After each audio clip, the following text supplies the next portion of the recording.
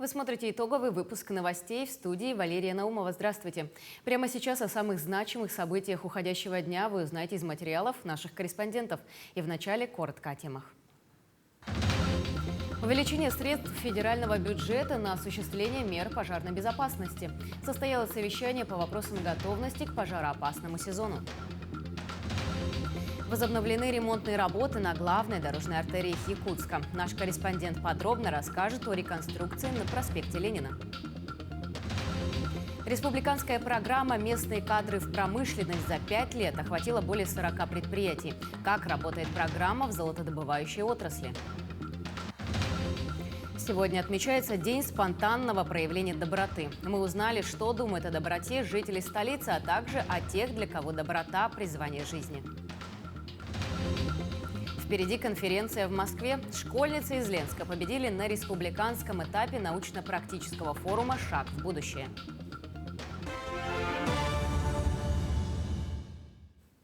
Энергетики западных электрических сетей восстановили электроснабжение в Мирнинском районе Якутии. Сегодня, 17 февраля, в 18:53 произошло полное погашение электроснабжения станции Мирный.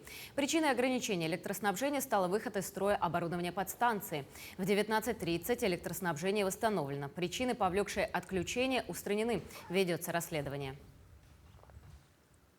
Также энергетики восстанавливают электроснабжение потребителей нескольких улиц Якутска, сообщает пресс-служба центральных электрических сетей. В 18:42 произошло технологическое нарушение по линии «Огонек». Под ограничение попали жители части улиц Дзержинского, Губина, Калевица, Федора Попова, говорится в сообщении. Отмечается, что энергетики Центральной РЭС приступили к восстановительным работам. В ближайшее время электроснабжение будет восстановлено. К другим темам. На заседании Совета при полномочном представителе президента России в Дальневосточном федеральном округе Юрии Трутневе рассмотрен ряд важных вопросов для Дальнего Востока. Трутнев отметил, что в текущем году в соответствии с поручением президента значительно увеличены средства федерального бюджета на осуществление мер пожарной безопасности и тушение лесных пожаров в регионах Дальнего Востока. Плановое финансирование из регионального бюджета увеличено на более чем 446 миллионов рублей. Рассмотрены и предложения регионов об упрощении получения разрешений на вырубку леса в целях обустройства минерализованных полос и противопожарных разрывов, предназначенных для защиты населенных пунктов, примыкающих к лесным массивам.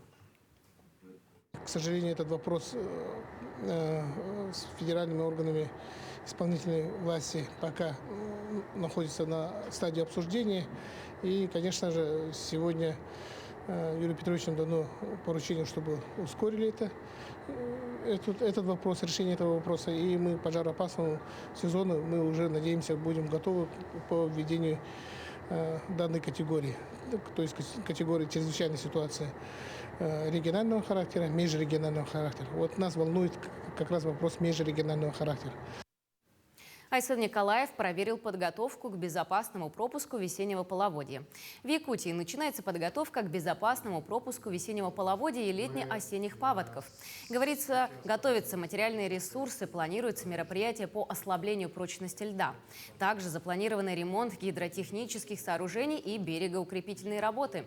Глава республики дал поручение по превентивным мерам, а также распорядился принять меры долгосрочного характера, касающиеся защиты населенных пунктов.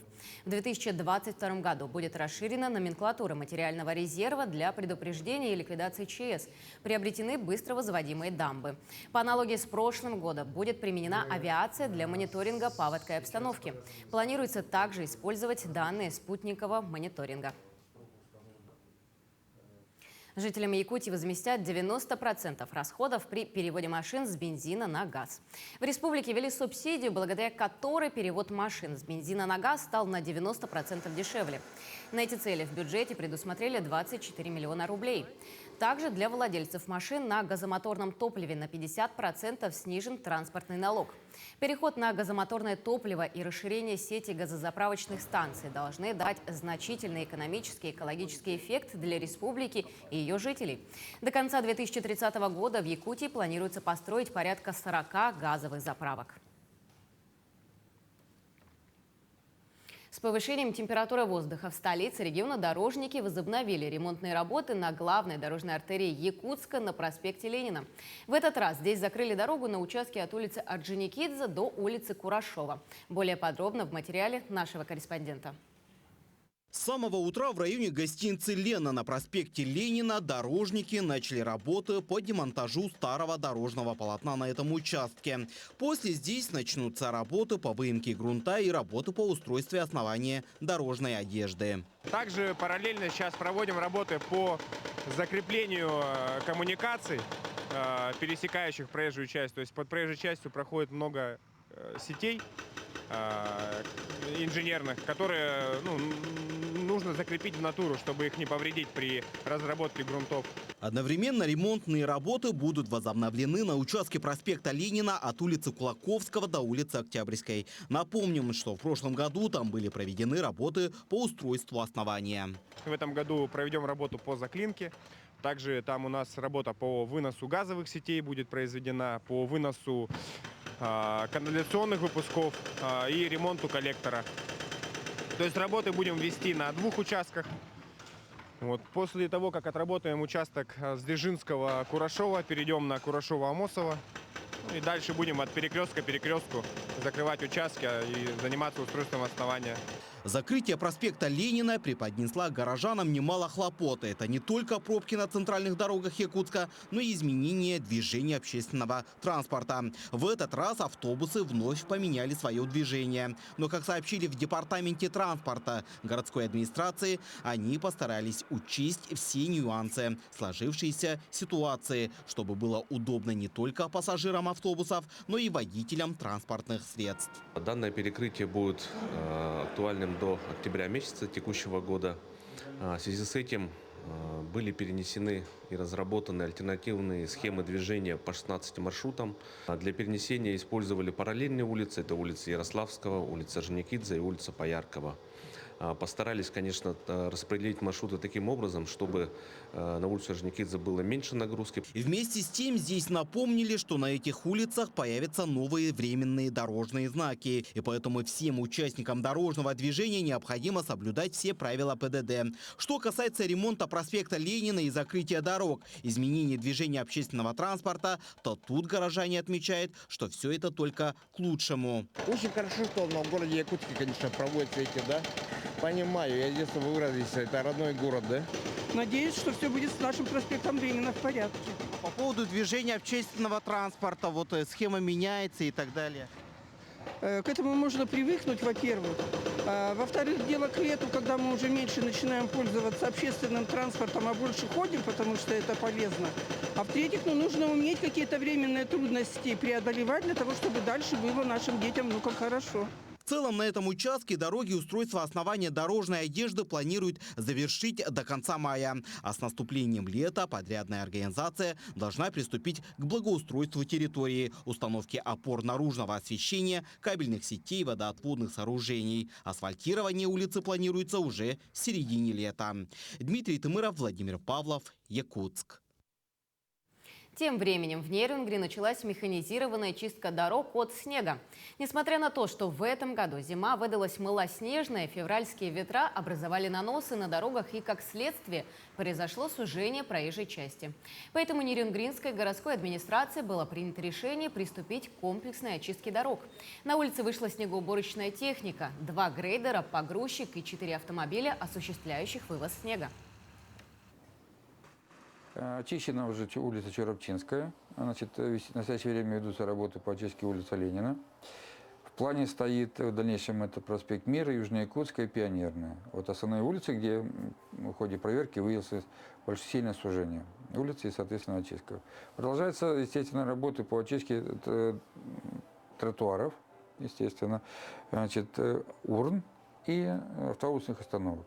Это мы, естественно, делаем в обязательном порядке.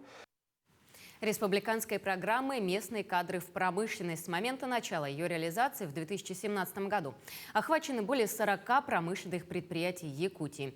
В числе первых соглашений с Министерством труда подписали алданские предприятия. Как работает программа в золотодобывающей отрасли, узнавал Руслан Павлов. Цели республиканской программы «Местные кадры в промышленность» были очевидны и понятны. При росте производства сбалансировать кадровый потенциал в исторически сельскохозяйственной Якутии. Однако главным объективным фактором нежелания сельского населения переезжать в развитые районы стало отсутствие комфортабельного жилья в местах промышленного производства. Крупный бизнес учел промахи и начал строить. В рамках этого мы уже построили 2 года назад и сейчас начинаем строительство новых общежитий, современных, секционных, удобных. И вот буквально в прошлом году была принята такая программа, называется «Дом РФ». Это строительство 2 домов, порядка 120 квартир, куда люди будут приезжать своими семьями. Почувствовав изменение условий труда и перспективы карьерного роста, якутяне потянулись к промышленным центрам. А Ян Собакин приехал в Алдан 6 лет назад и ни разу не пожалел о своем решении. Не жалею, что устроился. Был приобретен огромный багаж опыта, и что теоретического, что практического, все на высшем уровне. Семья сюда переехала, со мной рядом, и работа близко. Однако те, кто приезжают в полюс Алдан на работу, не всегда имеют опыта и представления о горном производстве. Приходится людей переучивать и повышать уровень их знаний и практических навыков. Дефицит людей просто колоссальный. У нас на сегодняшний день незаполненных вакансий где-то 230 человек. Это почти 10%. Поэтому, безусловно, лучше людей вести, обучать, готовить. Исторически так сложилось, что в полюс Алдан большая часть работников – это жители поселка Нижний Курана, где дислоцируется компания, и жители Алданского района, то есть свои доморощенные. Они дорожат работой в динамично развивающемся предприятии и служат наставниками для приезжих. Много людей, которые приезжают здесь, намного задерживаются, очень долго задерживаются. Впоследствии остаются жить здесь. И, в принципе, интересно работать. За 5 лет полюс Алдан увеличил объемы производства золота почти в 2 раза. Полностью обновлен парк техники, завершается модернизация золотоизвлекательной фабрики, запущены в строй новые производства. Спрос на кадры растет, и это уникальная возможность для жителей республики изменить свою жизнь, направив ее в зону благосостояния и комфорта. Руслан Павлов, Георгий Баранов, Александр Лугин, поселок Нижний Куранах, Алданский район. В автопоезда Удачнинского горно-обогатительного комбината установили оффлайн-навигаторы. Техника выполняет рейсы на Верхнемунское месторождение. Навигаторы используют впервые. Они помогут оперативно реагировать на дорожную обстановку как водителям, так и дорожным службам. С помощью оффлайн-навигатора водители автопоездов смогут регистрировать на проблемных участках гололед, заносы, нарушения дорожного полотна. Вся зарегистрированная информация поступает на сервер, который отслеживает служба безопасности движения. В свою очередь специалисты отрабатывают все подтвержденные на трассе неисправности. Собранная информация полезна и службе безопасности движения, и другим водителям на трассе. 85 единиц техники уже оснащены приложением. Водитель едет на своем автопоезде, видит какую-либо неисправность на ВТП, либо несоответствие ее какому-то должному значению, делает остановку, ставит соответствующий знак с дорожным событием, эту информацию проверяет, фиксирует ее, и все остальные участники дорожного движения, в том числе, которые идут за этим водителем, так и те водители, которые идут перед ним, видят эту информацию. Перейдем к эпидобстановке. На 17 февраля выявлено 1557 новых случаев коронавирусной инфекции. Так, в Якутске зафиксировано 684 случая, 117 заболевших в Алданском районе, 106 в Мегино-Кангаласском. И еще в 27 районах республики выявлено от 1 до 60 случаев заражения COVID-19. Несмотря на большое количество случаев заболевания и скорость распространения инфекции, у большинства заболевших регистрируется относительно легкое течение заболевания. Указанное обусловлено в первую очередь вакцинацией против коронавирусной инфекции. Теперь о работе единого колл-центра 122. За прошедшие сутки отработано 1426 входящих звонков. Врачами центра проведено 792 аудиоконсультации. Единым амбулаторным центром для больных ОРВИ за сутки принято 93 больных. Также волонтерами за сутки отработано 16 заявок. За сутки задействовано 14 волонтеров. Между тем, Центр амбулаторной неотложной помощи в Центре спортивной подготовки «Триумф» в столице республики приостановит свою деятельность с 19 февраля в связи с сокращением числа посетителей. Он будет работать до 18 февраля включительно. Отметим, что с начала работы врачи Центра приняли около 16 тысяч человек. Открытый 27 января по поручению главы Якутии Айсена Николаева, Центр позволил разгрузить работу амбулаторного звена системы здравоохранения Якутска, значительно снизив нагрузку отделения неотложной помощи поликлиник. Пациентам, обслуженным в «Триумфе», в последние дни организуют аудиоконсультации и врачи поликлиники по месту жительства. Сегодня по всему миру отмечается День спонтанного проявления доброты. Относительно новый праздник призван увеличить количество добрых поступков. Что думают о доброте жители столицы, а также о тех, для кого доброта – призвание жизни, расскажет Марфирина Алексеева. Праздник спонтанного проявления доброты был инициирован международными благотворительными организациями в американском городе Денвер. Затем поддержан по всей территории США. Полноправным праздником он стал в 2004 году. Тогда к движению присоединились и другие страны. Суть торжества – ежегодное напоминание о необходимости совершать бескорыстные, добрые поступки. Однако есть такие люди, которые не ограничиваются одним добрым днем в год – волонтеры или добровольцы. В непростое время пандемии волонтеры акции «Мы вместе» ежедневно развозят медикаменты и продукты нуждающимся людям. Глеб Цыпандин – отчаянный доброволец. Во время волонтерства слег в больницу с аппендицитом. Но не прошло и недели после выписки. Парень вновь вызвался доставлять продукты и лекарства. И мне звонит, получается, коллега, говорит, нужно выйти, если можешь, то выходи. Ну и, соответственно, пришлось выходить. Тоже люди ждут, люди надеются, что привезем лекарства, еду, поэтому и даже в таких ситуациях приходится, конечно, переступать иногда через себя.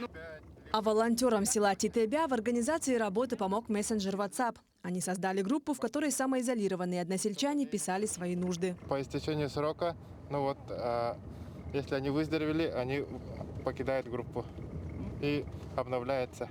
На вопрос, как вы все успеваете, ведь у всех имеется личная жизнь и семья, последовал ответ.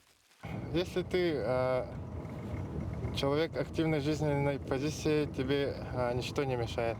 Жители столицы поделились своим мнением о доброте. Некоторые отмечают, что раньше народ был добрее и что совсем не обязательно проявлять добро в физических поступках и наоборот. Раньше, если люди друг другу помогали, заботились, то сейчас все думают, как бы деньги сорвать и все. И читают книжки американских менеджеров, а в них написано, что надо кого-то обмануть, чтобы жить хорошо. Не делай плохого, не думай плохого, вот у тебя уже хороший поступок. Это не значит, что надо что-то сделать, там какие-то физически. Может быть, просто мысленно не делай людям гадости, и все будет хорошо. С высоты своего возраста я скажу, что добрых людей не стало ни больше, ни меньше. Они всегда были, поэтому земля как бы до сих пор живет. Добрый человек должен адекватно реагировать на сложившиеся ситуации, обдумывать свои поступки. Как говорят взрослые люди, следить за языком своим. То есть, потому что слово это не воробей, вылетит не поймаешь. Опрашиваемая молодежь со смущением поделилась своими добрыми поступками, совершенными накануне. Недавно только бабушке помог подняться на автобус. Все. Я помогаю бабушкам, которые сидят на улицах и просят милостыню, всегда помогу. Дам денежку, там еще что-нибудь. Продуктов иногда даю. Наверное, добрый человек не должен считать свои добрые поступки. Они должны идти от души, и, скорее всего, мы не должны этого контролировать и как-то за это следить. Сами инициаторы праздника предлагают в этот день заплатить за кого-то на заправке или в магазине, пропустить человека вперед себя в очереди, уступить место в общественном транспорте или просто улыбнуться прохожему человеку. Марфирина Алексеева, Виолетта Зясимова, Григорий Хлопков, Хангаласский улус, Якутск. Год культурного наследия для Национального центра прикладного искусства «Симэх» особенный. В этом году исполняется 30-летие центра. Сейчас работники сферы народного творчества курируют работу более 100 общественных объединений мастеров. Также держат тесную связь с домами ремесел. В эти дни специалисты центра готовятся ко Дню народного мастера, который был учрежден ровно 10 лет назад, в 2012 году. Программа юбилейного мероприятия обширна. Запланировано шествие народных мастеров. Это будет 6-й парад талантов республики. Еще одно большое мероприятие – республиканская выставка «Якутия мастеровая», где соберутся мастера из разных районов. В 2009 году в Республике Саха-Якутия был принят закон о государственной поддержке народно-художественных промыслов. И такой же закон у нас имеется в Российской Федерации. И мы хотим в статье места бытования внести тоже свои предложения, где будут развиваться народные художественные промыслы, чтобы они установили определенные льготы по коммунальным платежам. Несколько учениц первой школы города Ленска стали победителями республиканского этапа научно-практической конференции «Шаг в будущее». Теперь девочки готовятся к предстоящей конференции в Москве, которая состоится уже через месяц. София Якимова и Диана Марокко – ученицы Роснефть-класса первой городской школы города Ленска. Девочки на протяжении 2 лет занимаются научной деятельностью. Тема, с которой они будут представлять Ленский район на конференции в Москве, сложная и очень интересная. Исследование содержания бензиновых и керосиновых фракций в нефти Среднебутообинского и Талаканского месторождений. Мы взяли нефть из Среднебутообинского месторождения, исследовали на содержание воды, там не оказалось воды, 100 мл именно. Исследовали на содержание хлористых солей, тоже маленькое количество, и серы. Тоже все показатели хорошие. И потом, точнее в прошлом году еще сначала провели перегонку у Среднебутообинской нефти. Получили бензин и керосин. Научную работу девочки писали совместно с педагогом биологии и химии. Сотрудничество в проведении опыта в команде оказывал Мирнинский политехнический институт. Не просто так сделать анализ нефти в нашей школьной лаборатории. И реактивов не хватает. Да элементарно даже нагреть нефть до высокой температуры это не так просто. Поэтому мы многие анализы делаем на базе их лаборатории. Иванова Полина тоже победительница конференции «Шаг в будущее». Она написала научную работу на тему церковные сооружения Ленского района. Ее проект основан на личных открытиях, которые были сделаны по итогам 5-летних православных экспедиций. Вообще я не планировала заниматься этой работой, просто я поехала в экспедицию, и там меня уже заинтересовали эти исследования, и Татьяна Александровна, мой научный руководитель, предложила мне заняться 5-й заключительной работой по всем проектам, и я согласилась. Согласилась, защитила, стала лучшей в республике. Теперь девочке предстоит отстоять свою работу на российском этапе в городе Ярославль. Туда она вместе со своим научным руководителем отправится уже в начале апреля. Очень активная, очень интересная девочка, очень наблюдательная. И поэтому ей было предложено озвучить эту нашу совместную огромную работу. Проект – это, конечно, совместная работа, потому что кто-то обмеряет фундамент, кто-то записывает, кто-то навигацию GPS отрабатывает. Не зря роль написать и защитить научную работу выпала именно Полине. Она успешно справилась и стала победителем уже 2 этапов. На российском девочка, не сомневается, тоже победит. Первое место ждут от своего выступления на научно-практической конференции и Диана с Софией. Они тоже через месяц вылетят в Москву, затем в Томск. Светлана Болеева, Виталий Андреев, Ленск. А теперь к новостям спорта. Строительство оздоровительно-спортивного комплекса в селе Барагонцы Усть-Алданского улуса идет с отставанием от запланированного срока. Об этом было озвучено на рабочей встрече министра по физической культуре и спорта Леонида Спиридонова со строителями и руководством улуса. Возведение объекта с площадью 8 тысяч квадратных метров было начато в прошлом году. Но в связи с погодными условиями темпы работы замедлились. Согласно проекту, в многофункциональном спортивном комплексе должна быть беговая дорожка, несколько залов, в том числе зал для фитнеса, а также большой тир. В других объектах строительные работы идут по графику. Это стадион на 1000 мест и зал единоборств с общежитием в поселке Мендаба. Если сказать по строительству, то у нас стадион на 1000 мест, как говорят строители, все идет по плану, по графику. Также строительство зала единоборств с общежитием тоже идет по графику. И, как говорят строители, они тоже в срок все закончат. А у нас пока со сроками оставания идет строительство многофункционального объекта в село Барагонцы. Камила, Якутия с тобой. Юные фигуристы из Якутска записали видеоролик в поддержку спортсменки. Видео в поддержку 15-летней звезды российского спорта Камилы Валеевой заполнили социальные сети. К всероссийскому флешмобу присоединились и юные фигуристы из Якутска. Воспитанники Федерации фигурного катания на коньках в Якутии на видео исполнили различные элементы фигурного катания.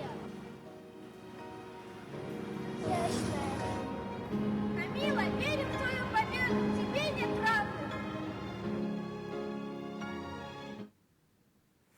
Сборная Якутии по хоккею с шайбой одержала победу на турнире «Сибириус», который проходил в Новосибирске с 11 по 13 февраля.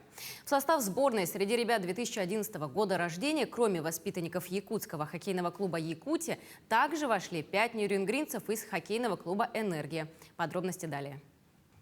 В соревнованиях приняли участие команды из Якутии, Приморья, Алтая и Новосибирской области. Всего 6 команд.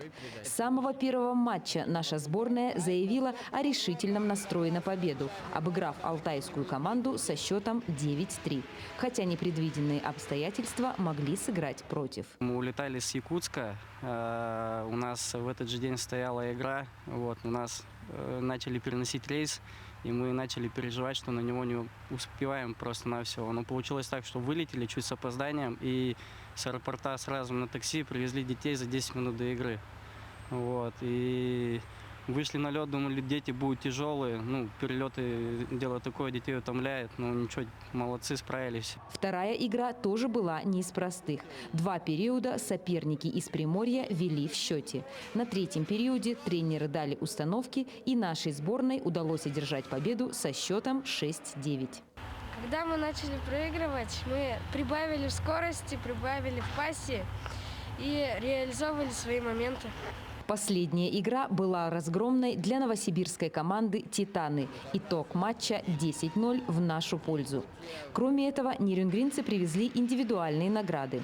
Так, лучшим игроком матча с «Титанами» стал Назар Тундыков, лучшим бомбардиром турнира Артур Вебер и лучшим защитником Валерия Шмидт.